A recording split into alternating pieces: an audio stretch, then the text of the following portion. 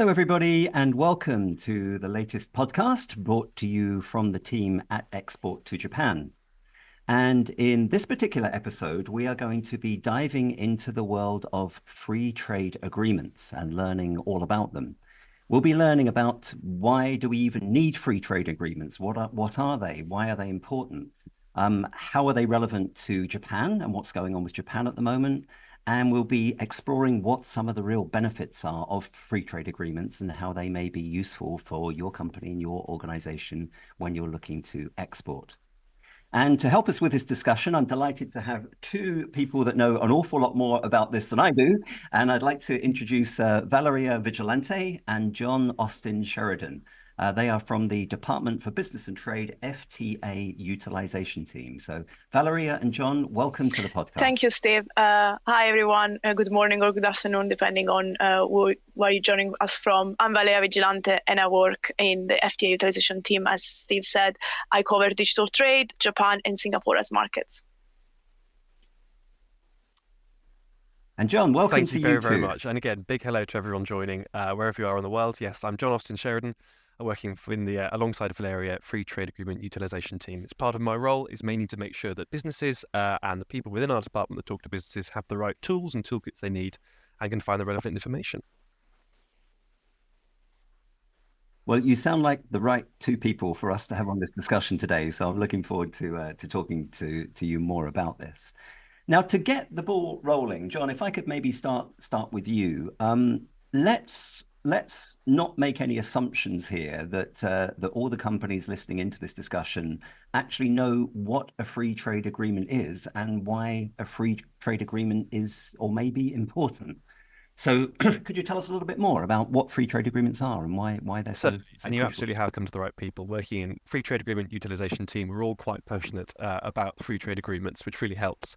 But certainly, so trade agreements you may think of as kind of thousands of pages of very stuffy legal text, negotiated government to government, but in reality, they're much, much more than that. Not only are they living documents, but they are a really important component of our approach to increasing UK exports. And at the end of the day, exports support jobs, and if we're to produce economic growth, then we need to drive exports. So we believe that the main thing that businesses need to know about FTAs are not only the key provisions in it, so things like tariff reductions, improved market access, and enhanced protections in areas such as investment and digital trade. And it's important not only to understand what these are, but what they mean to business and how they can access them, most importantly, which is critical if we're going to capitalise on the economic opportunity that these agreements provide. So that's where we come in. We know that it's sometimes hard to access this information, especially if you're a busy SME trying to get on with your day job. So we're here to try and make it easier and give the right tools, tips and tricks that you need to work this out. So part of the reason we come along today.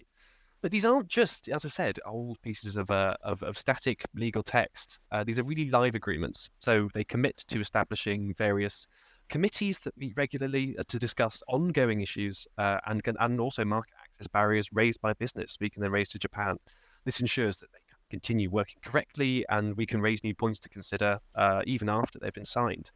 It also goes deeper to a point about the bilateral relationship. In this case, I know we're talking about FTAs more widely, but with Japan, Japan's a pivotal partner for the UK, especially particularly in the Pacific region, and really like-minded friends in the global trading system more generally.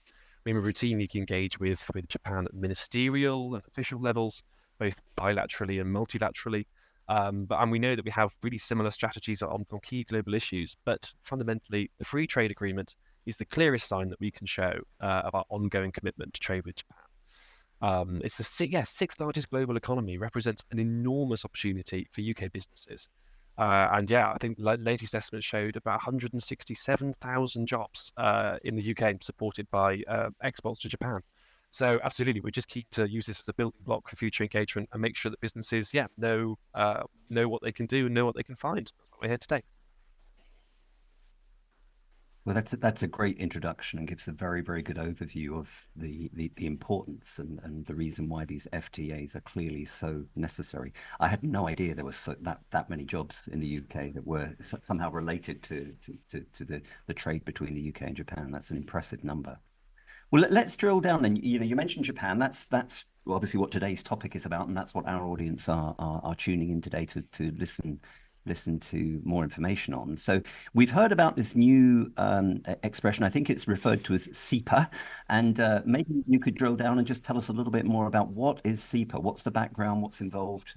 Could you give us an overview on very that, please? happily. So again, we use a lot of acronyms, so we will endeavour to try and spell them all out as we go along. So CEPA is the Comprehensive Economic Partnership Agreement. So for that, just read basically the UK-Japan FTA. Let's call it CEPA. The easiest way to think about it. You don't need to remember the acronym, don't worry. We'll make sure to write them all out and spell them all down. But certainly, CEPA came about, it entered into force on the 1st of January 2021. CEPA was the first free trade agreement that the UK negotiated as an independent trading country. So as such, it has a lot of the benefits that we had beforehand, but it's also gone a lot further. Certain enhancements in areas such as kind of digital and data, financial services, food and drink, and even creative industries. There's a whole full lot to unpack here as well. But there's also more coming down the track as well beyond CEPA too. I mean, in 2023 and beyond, CEPA is currently the only FTA that UK businesses can trade under. But in the future, there's also another acronym, CPTPP, the Comprehensive and Progressive Agreement for Trans-Pacific Partnership, which is an even wider trade deal between 11 different countries and will offer kind of different rules to trade under at the same time. But certainly for CEPA itself, again, the main focus of our topic today.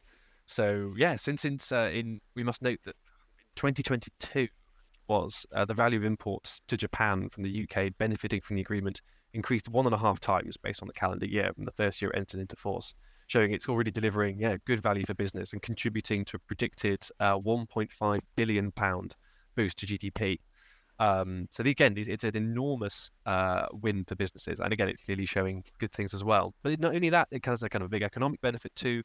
But more widely, it drives kind of larger cooperation, both at government level and at business level, because it involves all of us fundamentally, right? Us in DBT, but also these businesses using it that make the difference here.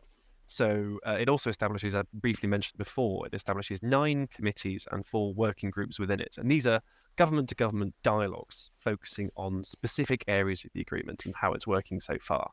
So these are great opportunities to solve issues and make further progress. So since it came into force, legally coming into substance, the UK and Japan, we've held several meetings established under the agreement. So in fact, in October 2023, Department attended the second kind of joint committee we had with Japan's Minister of Foreign Affairs, who reaffirmed the importance of the agreement and continuing to strengthen our economic ties together. Even at that, the UK celebrated the resolution of a market access barrier on cooked poultry, which the industry estimates could be worth £10 million over the next 5 years. So it shows that this is these are big wins for UK businesses. So it's about kind of, if they can raise these market access barriers, we do have a legal vehicle to go and talk about this stuff, and it's our whole job really, is making sure that we can deliver on these things as well. Yeah, and also even on a more kind of cultural and social basis. Last month, under the standalone chapter on women's economic empowerment under CEPA, the UK and Japan hosted a seminar supporting Japanese women entrepreneurs, investors and business owners on how to increase their trade and investment with the UK. So again, hopefully that gives us a little bit of a flavour of the background and shows how much the agreement affects so many different groups in both the UK and in Japan. Fantastic to hear the size and scope and scale of it, and some of those amazing examples you're giving there of areas that are covered by it and areas where it's providing benefit. It's fantastic to hear. And I have to say, as a representative of the big group of people out there that are very passionate about trade between the UK and Japan and the wonderful relationship between the UK and Japan, how proud does it make you feel when you hear that this was the first one that was kind of signed between the UK and Japan? And I think that's a very strong reflection, not only of the great work that you and your colleagues are doing on the UK side to get these agreements in place, but it's clearly a very strong endorsement from Japan that they wanted to get that agreement in place with us as well. So it's really good to hear all about it.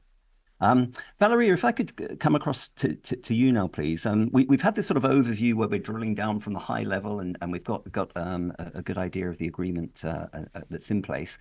If we get a little more specific now, what are the sort of key business sectors within the UK that could really benefit from this? That's a great question. I think that's what most of our listeners might be wondering. I think as you heard from John, CEPA is quite comprehensive, and that's not just in the title. It's actually a quite comprehensive agreement because it covers so many different areas of trade policy, and that means that basically there is something for any businesses. So it really depends on how a business runs their operation, how their supply chain is distributed across the globe, what their plans for expansions are. But very much CEPA offers opportunities for any businesses in any sectors. I mean, that's the great thing about CEPA in itself, and that's also why as a team we're focusing on bringing and raising awareness of CEPA and the opportunities that it can create. And as part of our job, we really, when we talk to businesses, depending on the sector, what we do is emphasize the different opportunities, because of course, if you're a service provider, you will be more interested about the sort of commitments that we have under CEPA in relation to digital trade or market access for service sectors. If you're manufacturing, you're more concerned about the tariffs you might be facing when exporting to Japan and the sort of requirements that you might need to meet in order to prove that your goods are UK origin. So yes, very much any sector, any business can benefit from CEPA and the opportunities it creates. It creates. Great, that's really good to hear. And I know that from some other data and a different podcast that we did recently, I learned that I think the UK very roughly exports around equal measure 50% of goods versus services to Japan. So we're not only very good at exporting product to Japan, but we're also very good at exporting services as well. So both sides are sort of equally as important, as well as all these other little plethora of particular sectors and little niche industries that are out there that may be covered and supported by the agreement. I mean, I'd like to sort of break down and try and see if we can learn a little bit more about some of these different sort of headline sectors. So, John, if I could come back to you, if we could just sort of focus on trade as opposed to services from a sort of general trade perspective, could you just give an overview of what some of the key benefits are from the agreement? Certainly. Well, again, as Valeria's touched on briefly, the benefits really are myriad and across a lot of different sectors. But certainly the first thing hopefully people think of when they think of a free trade agreement is reducing and eliminating tariffs. I mean, that's going to be, if you're a business person, that's one of your first things you think about. So the trade costs associated with trading internationally across borders can be really significant. So again, talking specifically, for dialing down into it, 39% of Japan's tariff lines are already duty-free, but the UK-Japan CEPA reduced a further 45% of tariff lines when it entered into force back in 2021. And then the further 11% on top of that being kind of reduced and eliminated in the long run.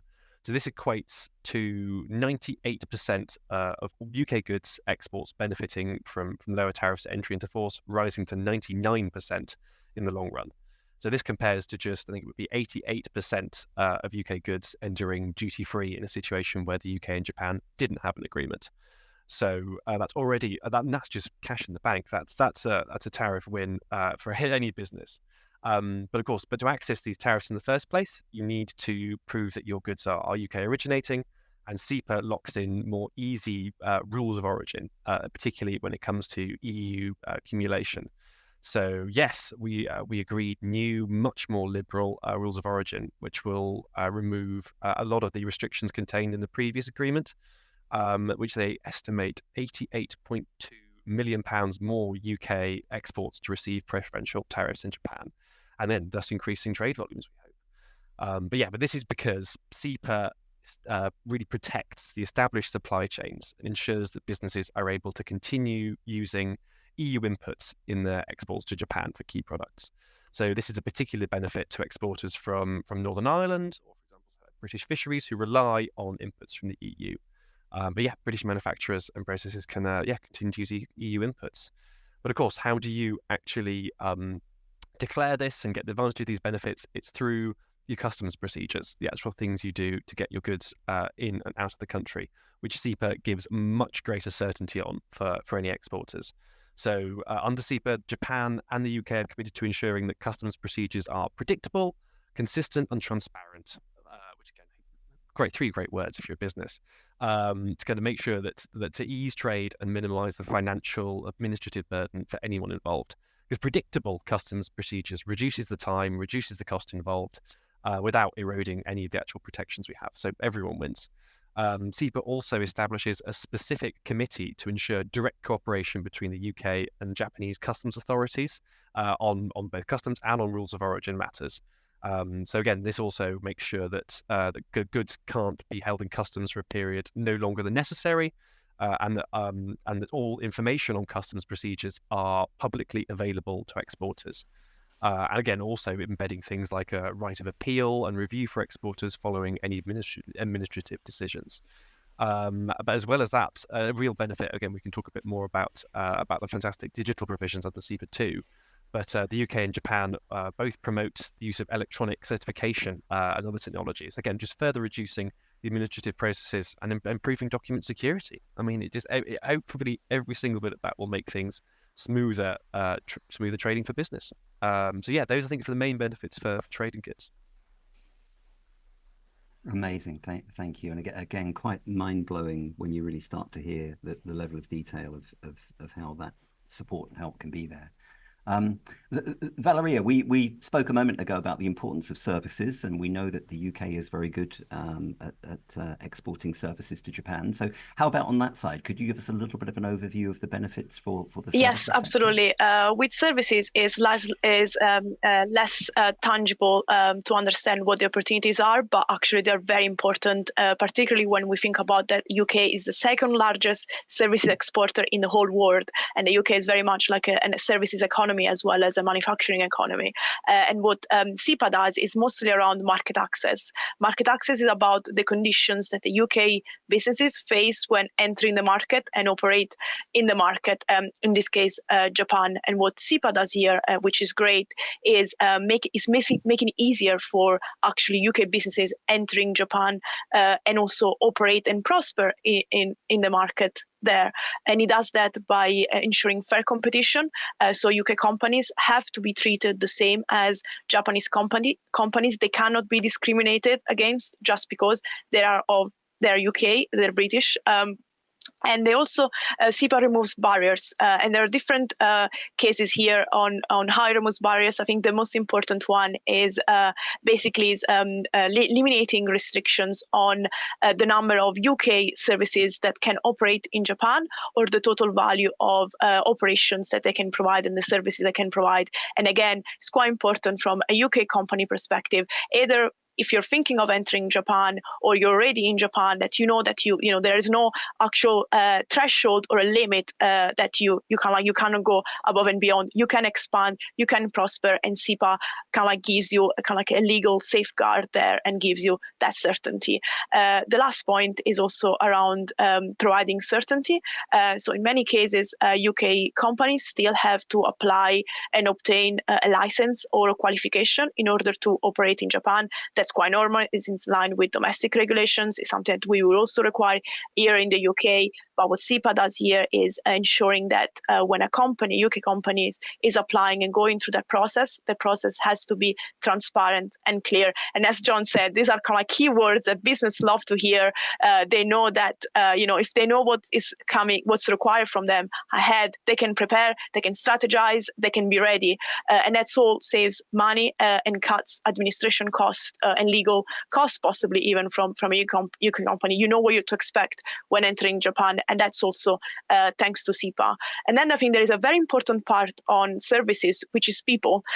People deliver the services. Either they're there on the ground to actually do the work, or they come to Japan to negotiate the services, the sale of a service or of a good, or to establish new offices. As a UK company, what CEPA does there for you is makes it easier for you to bring people. And in this case, we usually refer as business persons. So I pardon that I'm going to use a bit of a jargon here, but yeah, business persons, they can basically enter and stay in Japan on a temporary basis, and they can, again, negotiate the sale of a service. They can deliver a service. If they're independent professional, they can deliver the service. They can invest list. And CEPA details specifically the different types of business persons categories and the length of stay and the requirements for those individuals to kind of like fall under a specific category of business persons. So if any business is interested in, I will advise to go to the agreement, because the agreement is very, very detailed in that perspective and is quite clear on what's required and how you can count under each category. The other point that I think is worth mentioning here is this is all really great, and this is actually amazing that it's easier for business to bring people in Japan and work there, but they still have to comply with Japanese visas and immigration requirements. So they still have to go through that process, but it's just easier, and you can again have a bit of a clearer framework. Goes back to the point I made, is around certainty. And transparency. So yes, I hope that have clarified a little bit more about the benefits for services, because it's always a bit unclear when it comes to services compared to goods. But yeah. No, thank you. I think you've clarified that very well, and once again, it's so impressive to see all the different areas of support that are there to make trade as easy as possible for UK companies into Japan. One other area I'd like to just touch on, and John mentioned it briefly, and I also know from our members and the visitors to Export to Japan, I know that this is another big, strong area of interest. And that's in the area of digital trade. So could you touch on that? Is there anything specifically in the digital trade area that we should highlight? Yeah, absolutely. I mean, this is my bread and butter. So you can I'm more than happy to answer the question. This is basically what I do on a day-to-day basis, is talking about digital trade, which is something that, again, is even less tangible than services. So yeah, I do like a hard challenge here. But yes, absolutely. What CEPA does is actually expand and goes beyond the pre-existing agreements we had with Japan in different areas, but digital is where they're actually the more tangible benefits and the more ambitious steps are there. On digital trade, there are very different aspects of it. I actually prefer the expression trading digitally, because let's face it, doesn't really matter what type of business you're running, even a manufacturing business or services business, a tech company, there is going to be a digital component to your operation. Of course, the scope of it will depend on your business and the sector you operate in, but digital basically cuts across all sectors of the economy, all aspects of our lives, both from a professional and personal aspect. Even just today is an example, right? Right now. But what CEPA does here, I liked it to categorize into main buckets. One is around basically providing more certainty, and the other is about providing business protection. So on providing more certainty, the key area, and I think, Steve, that's probably something that your businesses are very much interested in. I have asked you about data. Data is very important and is becoming increasingly important. What CEPA does here is basically prohibiting the unjustified restrictions on data flows and data localization. So businesses should be able to move data freely across and should be able to store their data wherever they prefer, provided they comply with data protection regulations. That's quite important. But again, it's very easy for business, and it's actually can save money and costs in administration, because a UK company, for instance, that might be headquartered in the UK and is expanding in Japan and is operating in Japan, is collecting data. They don't need to actually store the data in Japan, so they don't need to either rent out or actually build a data center in Japan. They can just move their data back in the UK, or if they prefer to store it somewhere else because it's cheaper that way, they can do so. And that's about the certainty, because what CEPA does here is basically establishing that Japan can still impose some restrictions on a specific type of data, and requiring that specific type of data had to be stored locally, but they have to do it on the ground of a public policy reasoning. And so again, it's giving a certainty and a kind of like a legal framework under which even future proving and thinking ahead, in which cases potentially specific data might be required to be stored locally. The other point around certainty is on electronic contracts and electronic signatures. Now, I think everybody nowadays is using electronic contracts or signatures in our day-to-day life. And business, I'm expecting many businesses are already using electronic contracts, electronic signatures when completing their businesses and kind of like signing contracts with counterparts in Japan or vice versa in the UK. What CEPA does here is it strengthens the legal validity of electronic contracts and electronic signatures, and it gives the same status and same legal validity as their paper version counterpart. So now business have the certainty that they can continue using those contracts, so they continue using electronic contracts, electronic signatures, have the certainty that those are legally valid and they cannot be rejected just because they're in electronic format. And again, something business will love to hear, certainty, right? Already when you're entering a market, when you're operating in a foreign market, there is so many challenges, so many kind of like unexpected turns and twists, and having that level of certainty on some areas can be quite beneficial.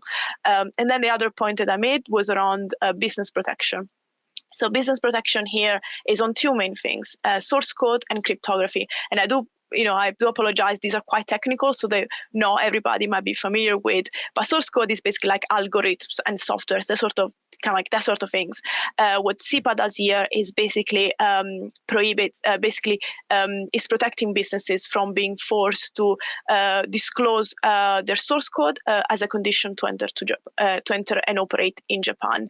Similar with cryptography, or basically if you're a company and you're using technologies, using cryptographic technologies, you will not be forced to give access to your cryptographic technologies. You will not be forced or required to partner with specific businesses in Japan or to give or to use specific softwares.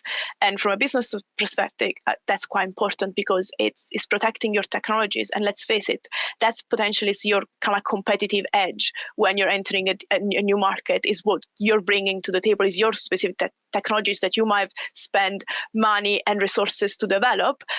You have the protection as a business when entering Japan that you will not be required to actually give that away and potentially give away commercial sensitive information as well. And yes, I think it's kind of like, again, one caveat that has a kind of like, as my background in policy always like to make it, there are some specific cases where you might need to require to give access as a business in an from basically to the regulators, and that just kind of like to make sure that kind of like consumers are protected and it's kind of like in line with domestic regulations. But overall, you should not be forced to give access to kind of like more broadly to your source code and cryptography. So yeah, I think that's kind of like it's a whistle-stop tour on digital. Fantastic and very clear. And thank you once again for a great overview. I'm sure the companies listening into this discussion will probably have more specific questions related to their particular area of trade services or even in this digital world that you're talking about. And as we get towards the conclusion, I want to pick up on where companies should go if they have more specific questions. So we'll come to that in a moment. But before we do that, there's just one final point I'd like to touch on with you. You've both made reference to this next stage. You know, we've had a good overview of CEPA now and had a good discussion about that. But you've both made reference to the CPTPP. Quite a mouthful. It seems to flow off of your tongues much quicker than it does off of mine, probably because you're using it almost on a daily basis. But anyway, if we could just talk a little bit more about that and maybe just get a little bit more of an idea of what that is, what's involved in that, what stage that's at in its evolution. That I think that would be really helpful too. So yeah, Valeria. Yes, absolutely. And yes, Steve, I would say compliments on kind of like managing the acronym. It's quite mouthful. Yes, we don't do it almost on a daily basis. We do mention it, use it on multiple times on a daily basis, unfortunately. So yes, and I think first thing first, what CPTPP stands for is the Comprehensive and Progressive Agreement for Trans-Pacific Partnership. I'm going to use the acronym because I think the full name is even worse in terms of being a mouthful. But yes, so CPTPP, the UK is the first country that has successfully negotiated accession to CPTPP. The agreement is quite wide. It covers both the Asia Pacific and the Americas. On the Asia Pacific, we have Australia, New Zealand, Japan, Singapore, Vietnam, Malaysia and Brunei.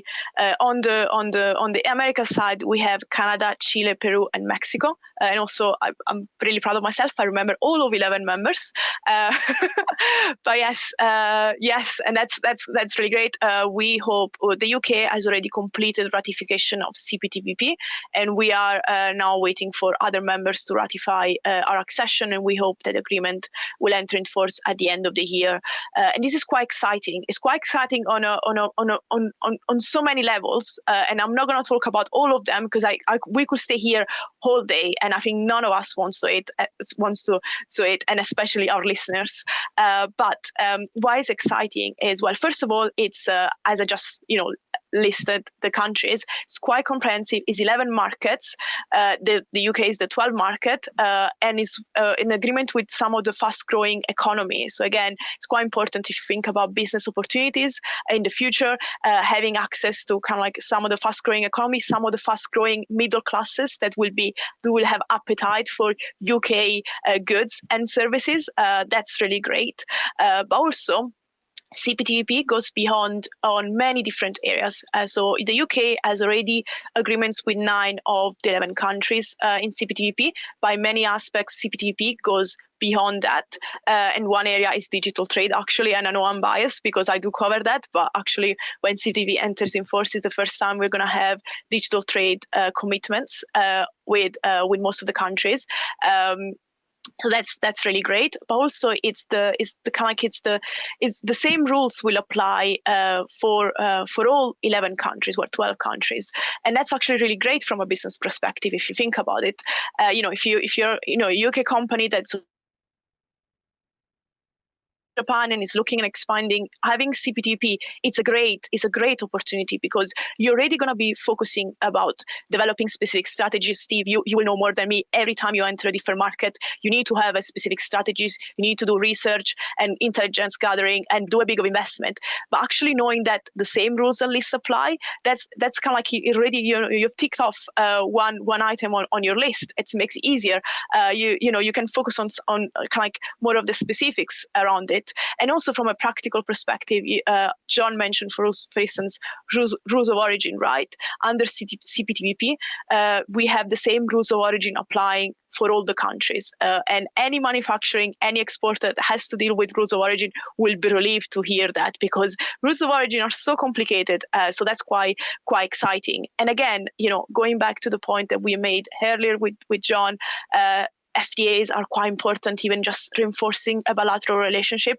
We are now reinforcing our commitments to 11 countries across the world, on both sides of the world, and that's quite important, and it's quite it's quite significant from both, from a government to government perspective, also from a business perspective. It gives you confidence on when to enter and where to enter. And also, I mentioned we have existing agreements with 9 of those countries. But actually, when CPTPP enters in force, it's the first time we're going to have an agreement with Malaysia and Brunei. And particularly for Malaysia, that's quite exciting. We're going to have for the first time tariff reductions, rules of origin, digital commitments on government procurement.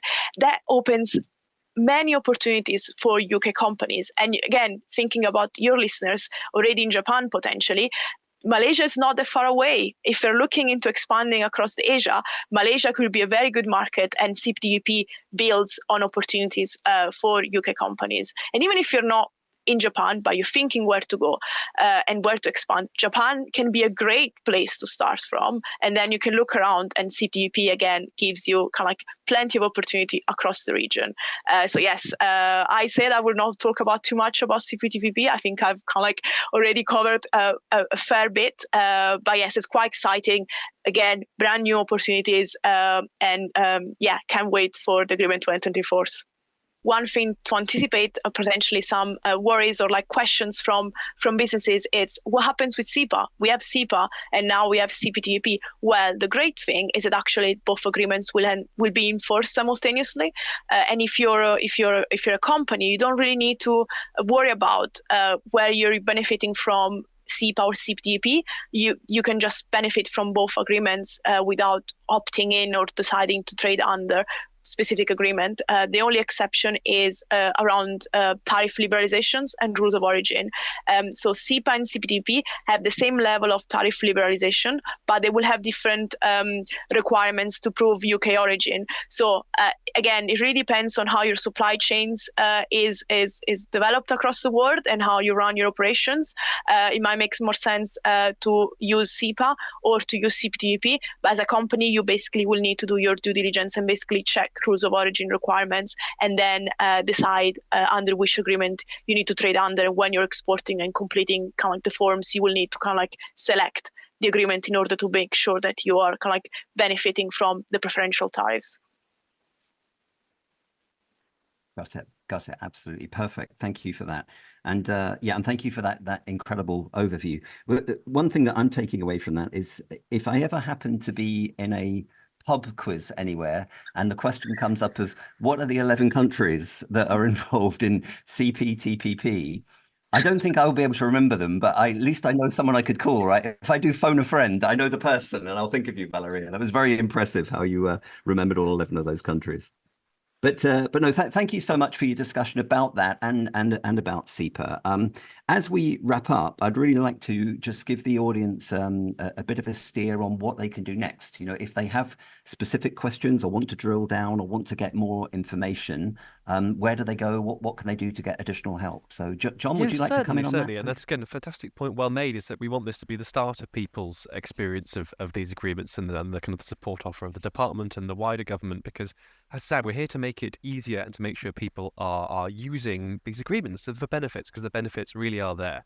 So yeah, myriad. If I could take kind of one point that people should take away, it's great.gov.uk, which is the website that we put all of our relevant trade information as government on. There is a dedicated page for Japan where any and all published information will be for you to check. So remember that, great.gov.uk.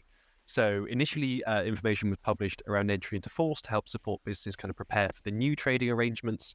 And that included, myriad kind of online tools where you can check product-specific and country-specific information, as well as information on tariffs, rules and regulations on exporting to Japan. That's all there. However, we've been working very hard within the team, and we'll be publishing some new bespoke guidance, again, on that page on great.gov.uk, covering both CEPA and CPTPP, for Japan specifically, in time for entry into force of CPTPP, which again, Valeria mentioned will be in the latter part of this year. So again, if there's anything to remember, great.gov.uk.